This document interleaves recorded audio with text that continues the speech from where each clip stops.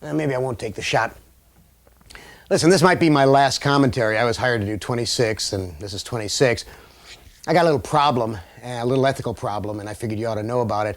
It seems to me that the people that you spend your time watching, whom you honor with your attention, whom you in some small way deify, ought to be fairly straight with you and ought to tell you where their weaknesses lie.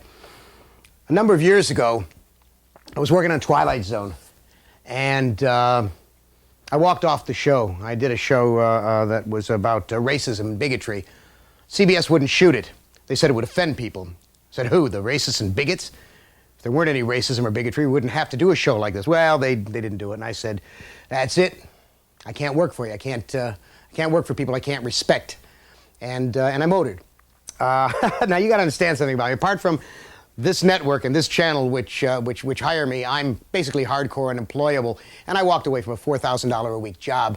And I did it because, not because I'm such a great, honorable person, but because my gut would not let me stay there. I couldn't work there.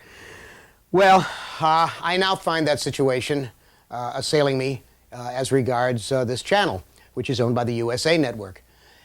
And it has something to do with the blurring of reality and fantasy, which is very much what we talk about on this show.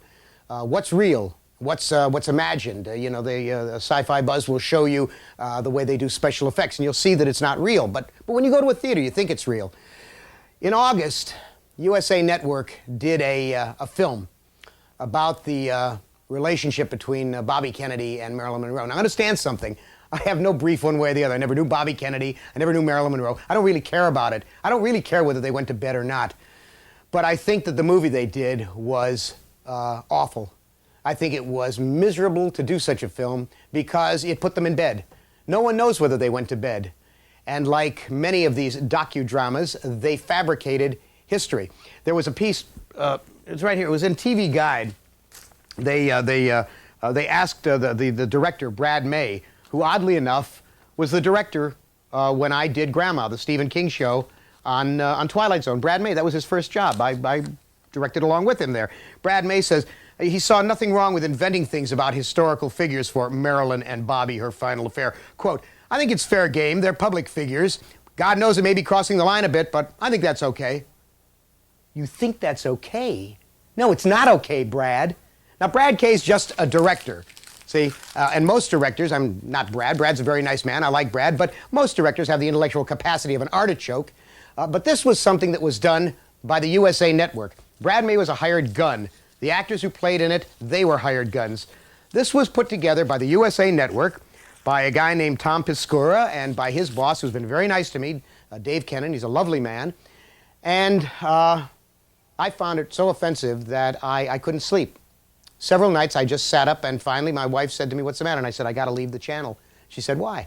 I said, because I can't respect them. I can't respect anybody who would do something as morally indefensible as that. And she said, you better call Barry Shulman. So I called Barry Shulman. I called Dick Crew, who's the producer of this show. Barry Shulman is the vice president in charge of programming. I told him what my problem was.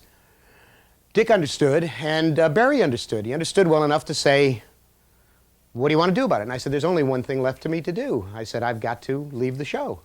I mean, you're not going to change your policies at the USA Network. And then Barry Shulman said something to me that was very important. He said, you know, he said, your ethics are your ethics. He said, but if you hold to them 100%, you'll never be able to buy a pair of shoes because they have to kill cows to get them. You'll never be able to swat the mosquito on your arm that's sucking your blood because you can't take life. And he's right. You can go crazy with the ethics thing. You can go absolutely out of your mind. What you have to do, I guess, is go where your gut takes you. And you have to remember what's reality, you have to remember what's fantasy. And I said to Barry, why don't I just do a commentary about it? And he said, I'll go talk to the network, see what they say. And they came back and they said, okay. So I'm here, savaging my own network on probably what is the last commentary I will do. Who knows if they're going to re-up me. If it isn't shown, it won't matter because I won't be here anyhow. But I think you need to know that from time to time, this kind of stuff is bad. It's bad for people. It's bad for them not to know what's real. You got to know what's fantasy. You got to know what's reality. We deal in fantasy on this channel, but by God, we know what's reality.